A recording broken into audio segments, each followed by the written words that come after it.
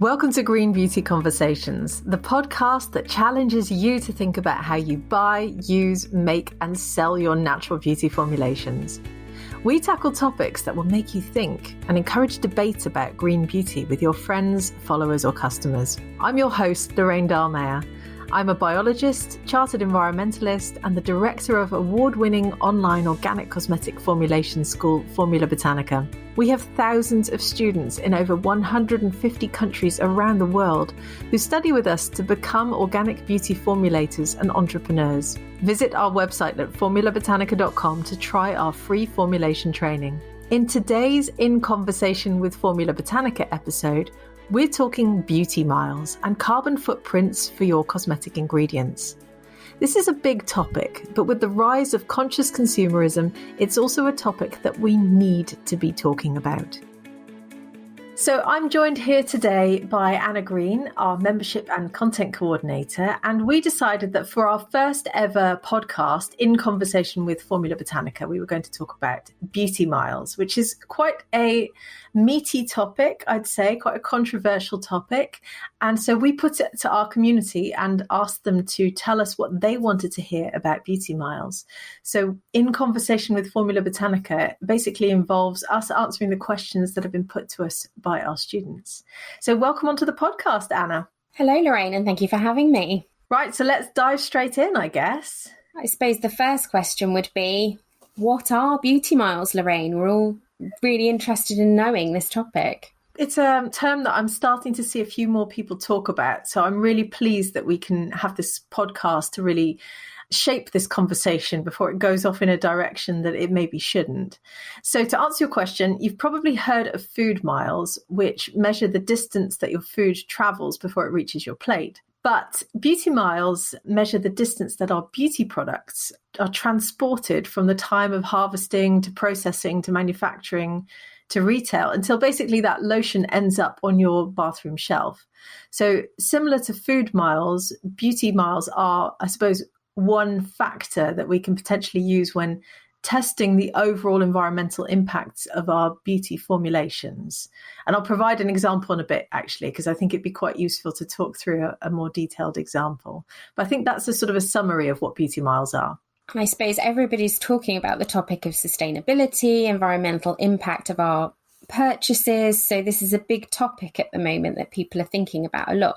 So why are we asking ourselves this question? Why are beauty miles important? Yeah, it's exactly as you say. You know, people are really talking about sustainability at the moment. And I think the beauty industry needs to do quite a lot more to become truly sustainable. So I worked as an environmental consultant for over a decade before I took over Formula Botanica. And it continues to shock me, actually, how little our industry is actually doing to become sustainable. And exactly as you've just said, actually, you know, conscious consumerism is on the rise. People are starting to think about their carbon footprints and ultimately, I suppose, the impacts that our lives are having on climate change.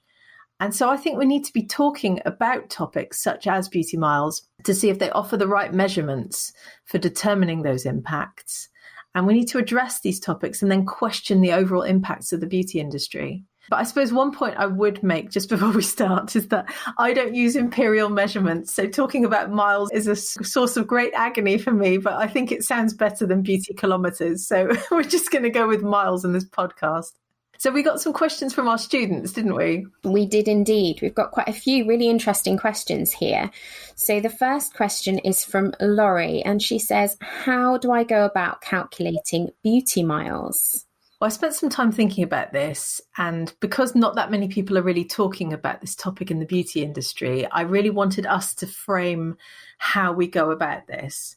So whilst a food item is harvested and then maybe undergoes some processing or storage in a warehouse before it reaches our kitchens, a beauty product will travel from source to processing, from processing to manufacturing, from manufacturing to distribution to retail, and then finally to our bathroom shelves. So it isn't just a case of picking an almond in California, pressing it to oil and shipping it to us, because that serum, the oil serum that will contain the almond oil that you ultimately use, will likely also contain other ingredients and have gone through multiple stages of preparation before it makes it to us. So with food miles, we're generally looking at one ingredient, whereas with beauty miles, we're looking at a formulation of multiple ingredients, which makes it quite hard to calculate the distance it's traveled. So I was sat here thinking, how do I calculate this? So I decided to take the example of a simple lip balm that contains shea butter, coconut oil, almond oil, and beeswax. Something simple that we might make, for instance, when we're learning how to formulate, which quite a few of our students would do at Formula Botanica. But then you look at it and shea butter typically comes from Ghana, cocoa butter often comes from Cameroon, coconut oil often comes from Indonesia, almond oil is generally produced in California, and beeswax, for instance, might be produced locally to you. So if you're a formulator in the UK, where we are, shipping those ingredients to you for manufacturing, I calculated, will cover a distance of almost 19,000 miles.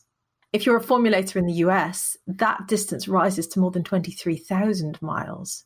And that's a vast distance covered when you look at it like that. And at this point, you've received your ingredients. You can then set about producing that lip balm, and that product will then either be shipped directly to your customers or to retailers who will then potentially ship it further. So if you sell locally, your beauty miles might not grow significantly beyond those initial numbers. But if you sell internationally, you may add thousands of miles onto that total calculation. So I guess a summary in answer to that question is calculating your beauty miles isn't a simple equation and obviously takes quite a bit of detective work, I guess.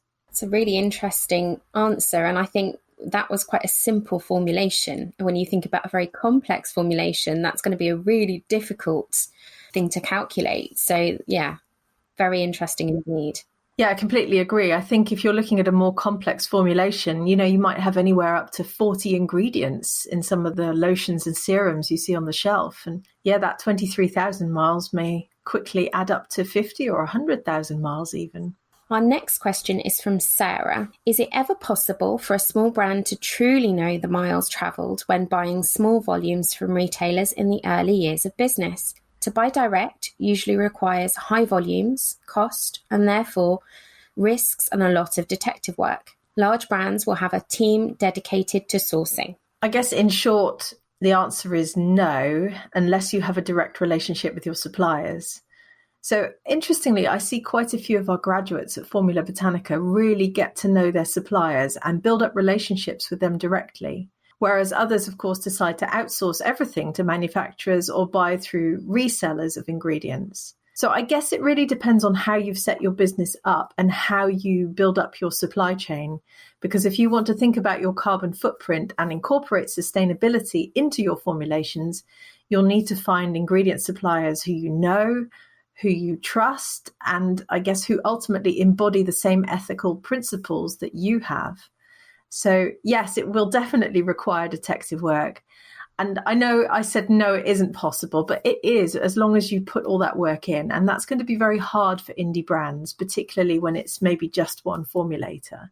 So you may never know the exact distance that your ingredients have traveled to you. But I think with a bit of detective work, you can certainly generate an estimation. Yeah, that's an interesting point as well. I mean, I think larger brands will have larger teams to help them with all of these things, but they won't necessarily be interested in the beauty miles. A lot of the larger brands will just outsource to a certain lab and maybe won't have thought about that. Whereas I tend to find that indie brand owners think about some of these issues a little bit more. So they might be more interested in finding that information out than a larger brand would be. Yeah, quite possibly. It really depends on the overall credentials and ethos of your brand. I mean, I was on a podcast recently with The Body Shop, and clearly, there's an example of a brand that deeply cares about the sustainability of their products. So they have a whole team dedicated to this, whereas other brands probably aren't looking at this at all. It varies hugely in the beauty industry. Next up, we have a question from Jenny. Is it even feasible to only use locally sourced ingredients? Do the benefits of supporting communities through buying fair trade, ethical and sustainably sourced ingredients outweigh the environmental impact of transport? So that's a great question from Jenny. And I suppose the answer depends entirely on what you make. I mean, I've, for instance, seen entrepreneurs in Ghana make amazing whipped shea butter. Their product is just whipped shea butter, and that might be their best-selling product. But I've also seen beauty entrepreneurs in the UK use British oils and British beeswax to make lip balms. And I've seen formulators in our community basically all over the world even grow and harvest their own ingredients. So one of our wonderful graduates in Hungary recently sent me her cleansing balm and gel serum to test, along with a bottle of her own essential oil from her own lavender farm. And I'm starting to see this more and more, that people are growing their own local ingredients.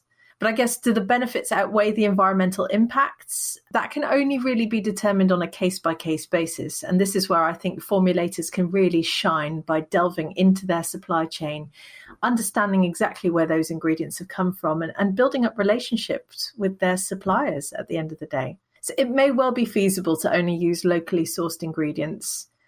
I'm not always sure if it's the right answer, but we'll come to that, I think, in a minute.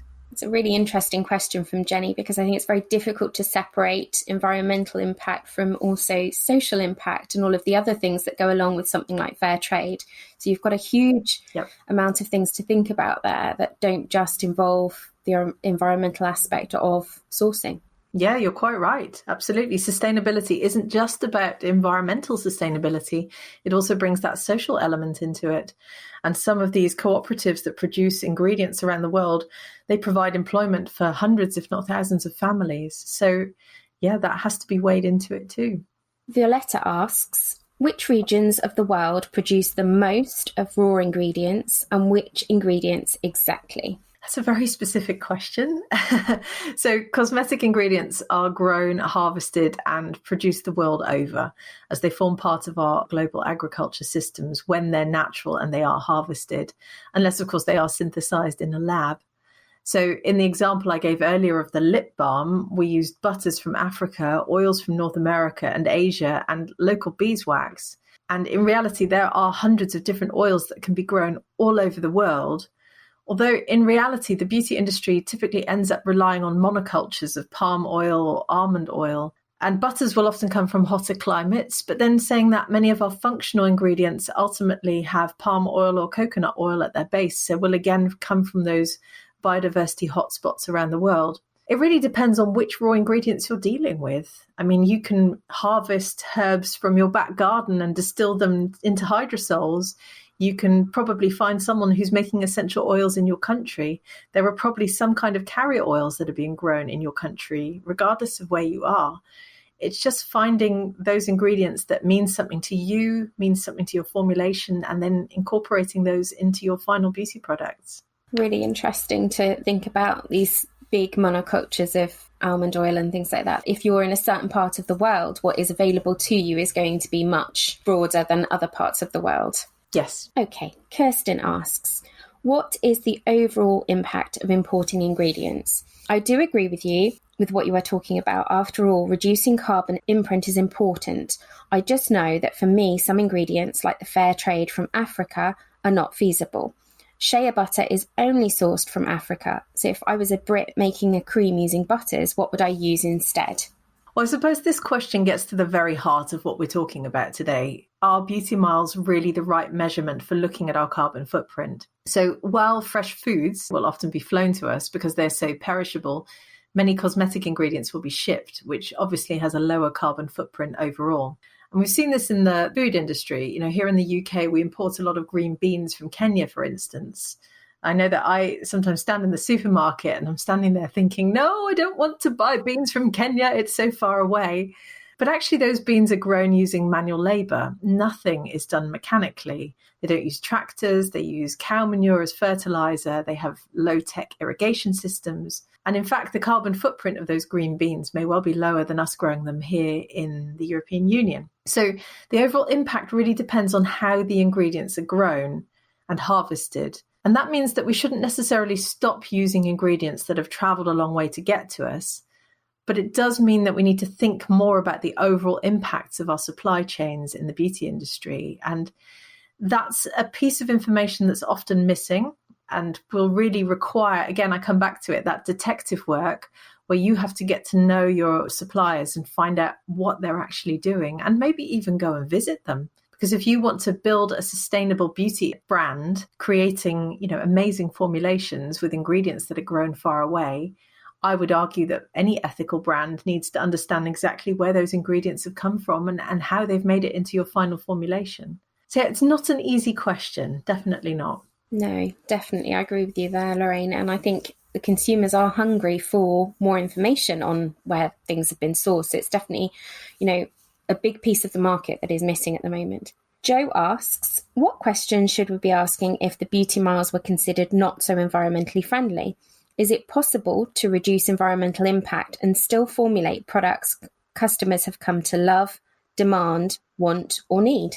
So I think every formulator should be thinking about the carbon footprint of their ingredients and their operations. So not just the ingredients, but also the way you run your business. And I think that's the only way forward here for a responsible, sustainable beauty industry.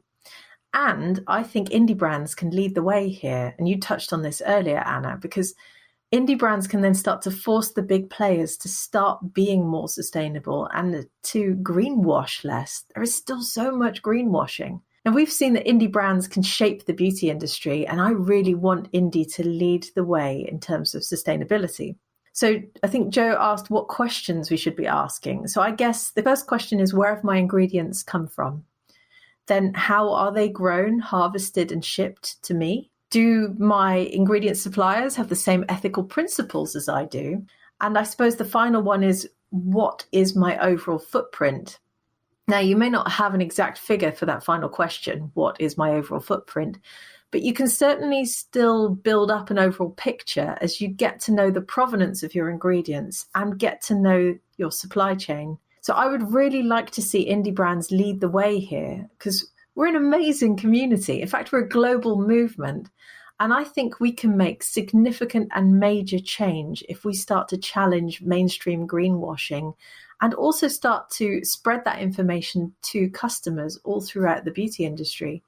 Because together we can then start to really make big change. Absolutely. We've already seen so much change happening over the course of the last couple of years. So I'm excited to see where else we can drive that change forward. Shell, is there or will there be in the future a miles travelled carbon footprint grading system for beauty products? I suppose she's asking similar to some kind of certification system for beauty miles. Yeah, I think that's a really interesting question.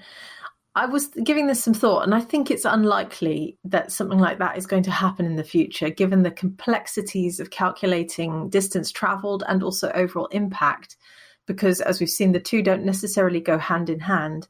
What I do think we're going to start seeing more of is brands claiming to be carbon neutral. And at that point, there may well be certification schemes that they can use for those specific products. And that would be really exciting, because as conscious consumerism rises, as you were just saying, I think a lot more people will be standing in the shop thinking, okay, I've got two serums in front of me. They both look pretty similar. This one's carbon neutral and this one isn't. I know which one I'm going to choose. So I think that's the certification scheme we're going to see more of in the beauty industry. Maybe not so much a miles traveled scheme, though, but definitely a carbon neutral or sort of carbon reduction scheme, at least. Naseem asks, can the new fad of natural actually create more harm than good to nature? So this is just a brilliant question. And in short, yes, if we're not responsible in how we use natural ingredients, we can actually do more harm than good. Because natural does not mean sustainable. This is a point I still see a lot of people be confused about. They think natural, by its inherent meaning, means that we're doing a better thing by the planet. And that isn't always the case. So if we could produce a palm oil equivalent in the lab, I would argue that it would be irresponsible of the beauty industry not to use that synthetic ingredient. But saying all of that, that doesn't mean we shouldn't use natural ingredients, because many of them can be grown sustainably and can have a low environmental impact. And we know that natural ingredients can do wonderful things for the skin and hair, which is ultimately why we're all here and probably also why you're listening to this podcast. So a responsible formulator needs to be thinking about the provenance of their ingredients and also telling their customers proudly about their sustainability credentials. So I know that some countries around the world are not embracing sustainability as much as others. And this is a topic that I've discussed with a number of our students who come from all over the world, of course. But I think indie brands have an opportunity to change that mindset by spreading that message. The other thing to think about is that there are a lot of fads in the beauty industry and lots of ingredients that we feel we must rely on because everyone uses them. And we also easily get excited by the latest exotic botanical ingredient, which I see at all the trade shows.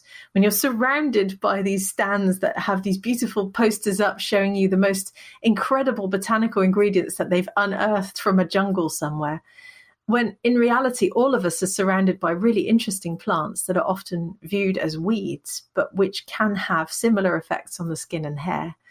So I think there needs to be a dose of reality as well in how we find and source ingredients. And we need to look a little bit more locally sometimes. So my advice would be to think local, but also think sustainable.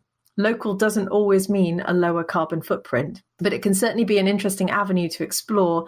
And it might give your formulations a very interesting edge in the beauty sector that might actually really help your business at the end of the day too. Really good points there. There's a trend at the moment for seeing brands using sort of ingredients that have come from byproducts from other industries, which I think is really interesting and really a clever way to use ingredients that otherwise would go to waste. So there's ways, I suppose, of using those natural ingredients, but also making them more sustainable at the same time. Absolutely. And that's exciting. El Nizulf asks, how should I proceed when the ingredients I need can only be found abroad if I want to limit the carbon footprint of our products? Yeah, it's a tricky one because I know that it can be really hard for some beauty formulators to find, in particular, functional ingredients in their part of the world. But what I would say is that every country grows some ingredient that can be used in cosmetic formulations. You could even grow them yourself. And we see many, many of our students do that. But I suppose that isn't always realistic for a lot of formulators. They can't always do that. So my advice to you is if you live in a place that doesn't produce many cosmetic ingredients, get to know your suppliers and find out more about the methods through which your ingredients are grown, harvested, and shipped. So I always recommend that our students and followers at trade shows to speak directly to suppliers. So, for instance, Formula Botanica, I'm very excited about this, is going to be the official indie beauty partner at In-Cosmetics Global in Barcelona this spring. And just as an example, this show gives you a fantastic opportunity to speak directly to suppliers, because when you're stood face to face with them, it's very different to when you're trying to communicate with them by phone or by email. So if you take the time to travel to some of these shows globally, and you may have to put in the time and the air miles to get there, it will help you put your questions and concerns directly to the people who provide you with your ingredients. And you may well then be able to find ingredients that can meet your ethos and can have a lower carbon footprint overall. So again, I come back to it. I suppose it is a bit of detective work, but you can do it. Absolutely. And if this is something you really, truly care about, then I do recommend putting in the time and the effort to get it right. Yeah, there's so many new ingredients coming out that also might have lower carbon footprints and beauty miles than previous ingredients. So I suppose there's the issue of reformulating something for brands, which I know can be costly and time consuming, but it's also an interesting thought, isn't it? As new and more sustainable ingredients come out, should brands be embracing those and moving forward with those rather than sticking with their previous formulations? Yeah, absolutely. And the more demand there is, the more supply there will be. So when you go to these big trade shows and, if 100 people turn up at a stand and say, why isn't your emulsifier carbon neutral? Then that supplier may well go back to the lab and think, hang on, why did all those people ask me about that? This is obviously something they care about. So the more you ask these questions, the more likely the industry is willing to provide. So I suppose the big question to wrap up the podcast then, Lorraine, is should formulators be considering beauty miles when they're designing their beauty products? Is it something we should be worrying about? So as you say, this is the big one. And the answer, which I'm sure everyone's going to be really disappointed by, is yes and no.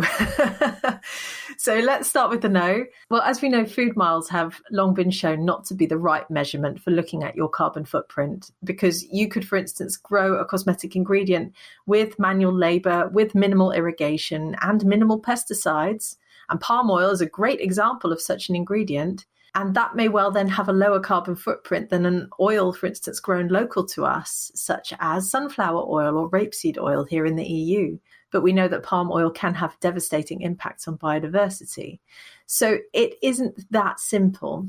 The other point, of course, is that cosmetic ingredients will often be shipped rather than flown because many oils, butters, waxes, functional ingredients are not as perishable as our foods.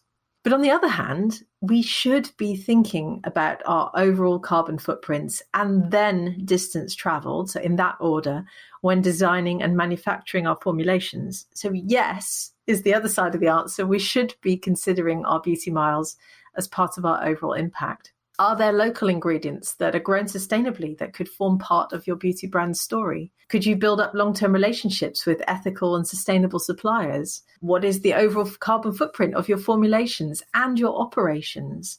And then how are you sharing this information with your customers? How are you changing hearts and minds to try and get customers out there thinking about sustainability too? So if you can answer all these questions, then I think you'll be well on your way to creating a brand that might just make a difference. It's not easy and it will take some time, but if this is something you really care about and your customers care about, then I think as an industry, the indie sector can make a massive difference. I hope we can all do that together. Definitely. Well, thank you for putting all the students' questions to me today, Anna, and I hope you enjoyed this episode of In Conversation with Formula Botanica, and I'm sure we'll be back in the near future. Thanks, Lorraine. So what do you think? Is it feasible for indie brands to think about the provenance of their ingredients? Should we be talking about beauty miles at all, given the carbon complexities of growing, harvesting, and shipping cosmetic ingredients? Can indie brands lead the whole beauty industry in terms of sustainability, or is this simply too big a burden to place on small businesses? Whatever your views on this controversial topic, I want you to join the debate and leave us a comment on our social channels. The Formula Botanica team and I love hearing from you, so come and tell us your views. Thank you for joining Anna and I for this latest episode of Green Beauty Conversations on Beauty Miles. I hope you enjoyed it. Make sure you subscribe to our podcast on iTunes, Spotify, or Stitcher, and stay tuned for the next episode in which we'll be talking about in-cosmetics. Follow Formula Botanica at Formula Botanica on Facebook, Instagram, Twitter, YouTube, or LinkedIn. Visit our website at formulabotanica.com and sign up for a free formulation training class today.